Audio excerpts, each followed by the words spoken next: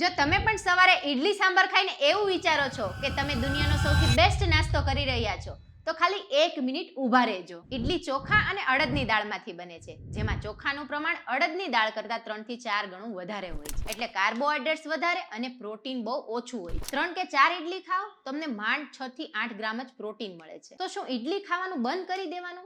અરે ના ભાઈ, હું એવું નથી કહેતી. ઈડલી ચોક્કસ ખાઓ, પણ એની સિવાયના બીજા બેસ્ટ નાસ્તા ટ્રાય કરો. પહેલું, મગની દાળના ચીલા. મગની દાળને પલાળીને મસ્ત ક્રિસ્પી ચીલા બનાવો.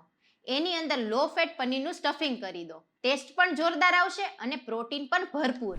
સંશોધનો પણ કહે છે કે મગની દાળ પ્લાન્ટ બેઝ પ્રોટીનનો બેસ્ટ સોર્સ છે. બીજું, પનીર ભુરજી અને મલ્ટીગ્રેન રોટલી. જો ટાઈમ ઓછો હોય ને તો 125 ગ્રામ પનીરને ફટાફટ ભુરજી બનાવી લો. લીલા મરચા અને ટમેટા નાખીને ગેસ પર 2 જ મિનિટમાં તૈયાર થઈ જશે. મસલ માટે આ પ્યોર પ્રોટીન છે. ત્રીજું, સ્પ્રાઉટ ચાટ. ફણગાવેલા મગ, ચણા અને મગફળી, આની અંદર થોડા ડુંગળી અને ટમેટા, લીંબુ નીચવીને મસ્તનું બનાવી લો. ફાઈબર પણ મળશે અને હાઈ ક્વોલિટી પ્રોટીન પણ. અને હા, આની કમ્પેરિઝન જોવી હોય ને તો પિન કોમેન્ટમાં આપી દઉં છું, જઈને વાંચી લેજો.